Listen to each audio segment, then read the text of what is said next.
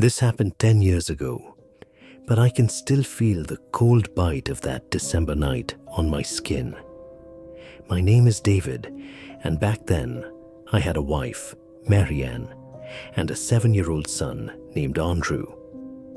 We had this family tradition of cutting down our own Christmas tree from a specific mountain area about 40 minutes from our house. It was remote, beautiful, the kind of place where you felt like you were the only people on earth. We'd done it every year since Andrew was born. It was our thing. This particular year, we left later than usual. The sun was already starting its descent when we pulled into the empty gravel parking lot at the base of the mountain. The lot was bordered by dense pine forest on 3 sides, and the only light came from a single flickering lamppost near the entrance. "We should have left earlier," Marianne said, looking at the darkening sky. "We'll be fine," I said. "We'll grab a tree quick and get out." Andrew was already out of the truck, bouncing with excitement, breath fogging in the cold air. I grabbed the axe from the truck bed, and we started up the trail into the trees. The forest swallowed us quickly.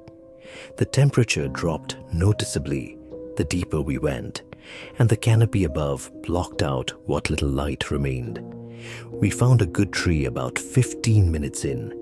Not too big, nicely shaped. Andrew circled it, grinning. "This one, Dad," I started chopping.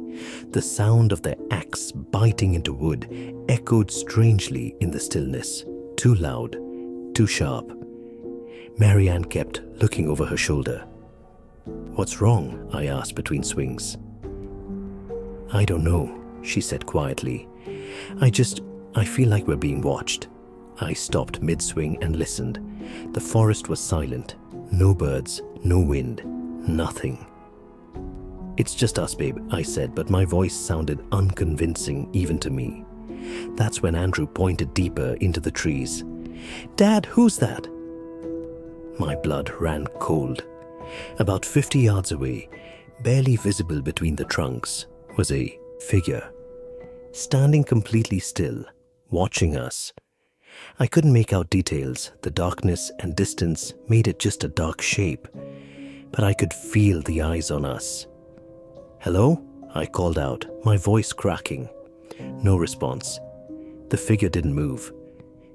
"Maybe it's another family," Marianne whispered, but her voice was shaking. "Let's go," I said. "Now!" I abandoned the half-cut tree and grabbed Andrew's hand. We started back toward the parking lot, walking fast. Not running. I didn't want to look scared, but fast. I glanced back. The figure was following us, matching our pace, staying exactly 50 yards behind. "David." Marianne's voice was tight with fear. "I see it. Keep walking." We emerged from the tree line into the parking lot, and I felt a wave of relief. Until I saw my truck. All 4 tires were flat, slashed. "Oh God," Marianne breathed. I spun around, looking back at the trail. The figure was gone. But then I saw movement to our left. Another shape emerging from the trees on the far side of the lot. Then another on our right. Then 2 more behind us. 5 of them surrounding us, moving with coordinated precision. They weren't walking normally. They were stalking, shoulders hunched, heads tilted, moving in this unsettling, jerky way. "Get in the truck," I said quietly. "Now." We scrambled inside. I locked the doors, grabbed my phone. No signal. The figures were getting closer. I could see them better now in the lamplight. Thin, dressed in layers of filthy clothing, faces obscured by shadows and hoods. One of them, the closest one, stopped about 20 feet from my truck and smiled. I've never seen a smile like that. It was too wide, too deliberate, like he was imitating what he thought a smile should look like. He raised one hand and slowly dragged his finger across his throat, Andrew started crying. I laid on the horn, blared it. The sound shattered the silence, echoing across the lot. The figures didn't flinch. They just kept walking closer, slowly, casually. I called 911, tried to keep my voice steady. We're at the Christmas tree lot on Mountain Road. There are people surrounding our truck. They slashed our tires. We need help. Stay in the vehicle, the dispatcher said. Officers are on the way. Do not get out. The closest figure reached my truck, put both hands on the hood, leaned down, pressed his face against the windshield. His breath fogged the glass. His eyes were wide, unblinking, pupils dilated so much they looked completely black. He whispered something I couldn't hear through the glass.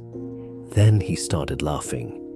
The others joined in, all 5 of them, surrounding the truck now, laughing in this high-pitched, wheezing way that didn't sound remotely human. Marianne was sobbing.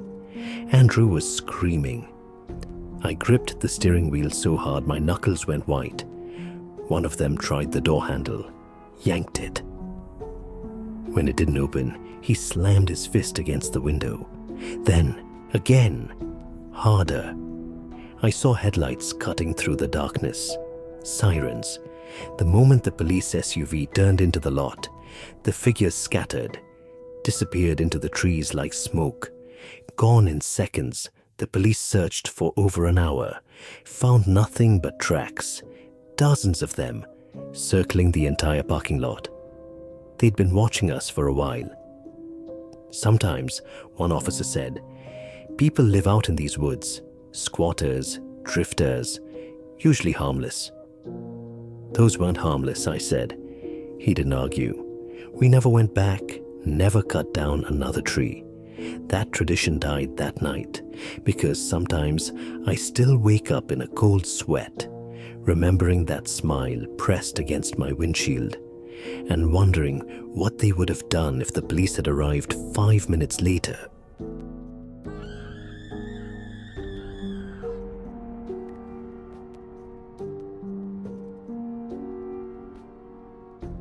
I was 9 years old when this happened. I'm 31 now, and I still can't look at Santa decorations without feeling sick. It was a few days before Christmas. Both my parents had things to do that evening. Mom needed groceries for Christmas dinner. Dad was working late, like he always did in December. They decided I was old enough to stay home alone for an hour. I was fine with it. I liked having the house to myself. I made popcorn, grabbed cookies, and planted myself on the couch to watch Rudolph the Red-Nosed Reindeer. The Christmas tree lights blinked in the corner, casting colored shadows on the walls. Outside, it was already dark, snow falling past the windows. Everything was perfect and cozy until the doorbell rang. I froze mid-bite, cookie halfway to my mouth. The bell rang again. Longer this time, more insistent. Mom had been very clear. Never answer the door when you're home alone. Never.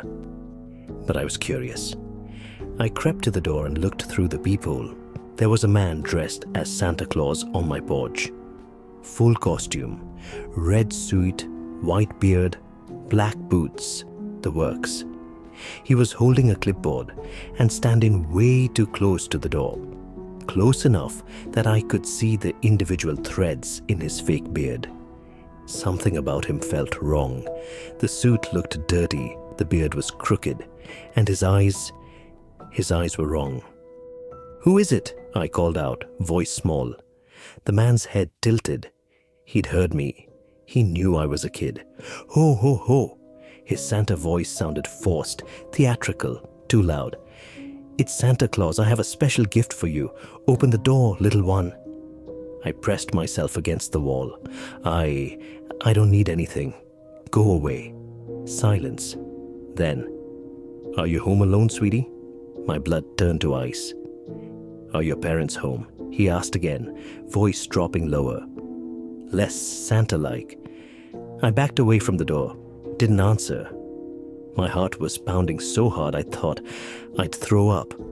Then I heard the doorknob twist. He was testing if it was locked. Slowly, deliberately, the knob turned right, then left, then rattled in its socket. I ran to the living room, grabbed the phone with shaking hands, and dialed Mom's number. She answered on the first ring. "Mom?" My voice broke. "Mom, someone's trying to get in. He's dressed like Santa. He's trying the doors." "Lock yourself in the bathroom," Mom said immediately. "I'm coming home right now. Don't open anything. I'm 5 minutes away." The line went dead. I heard another sound. From the back of the house, the back door. He'd run around to try the other entrance. I grabbed a kitchen knife, the biggest one I could find, and ran to my parents' bedroom. I locked the door, pushed a chair under the handle, and crawled under the bed. From there, I heard footsteps. Slow, deliberate, circling the house, trying windows, tap, tap, tap on glass, testing, searching for a way in. I bit my hand to keep from crying out loud. Then, footsteps on the roof. He was on the roof. I heard him walking across the shingles directly above me. Heavy boots, back and forth, looking for a chimney maybe, looking for any way inside. Car headlights flashed through the bedroom window. Squealing brakes. Mom. I heard her car door slam. Heard her screaming, "Get away from my house. I'm calling the police." The footsteps on the roof stopped. I heard running. Someone jumping down from the roof onto the driveway. More footsteps, sprinting away. Mom burst through the front door. "Sweetie, where are you?" I crawled out from under the bed and ran to her, sobbing. She held me tight, phone already pressed to her ear. "Yes, this is 847 Maple Street. There was a man in a Santa suit trying to break into my house while my son was home alone." Through the window, I saw him. A dark figure in a red suit, running down the sidewalk, disappearing between houses. The police came, took a report, said they'd patrol the area. 2 neighbors later reported the same Santa had knocked on their doors asking for donations. They thought it was a scam, but I knew better. He wasn't looking for donations. He was looking for a house with a child home alone, and he'd found one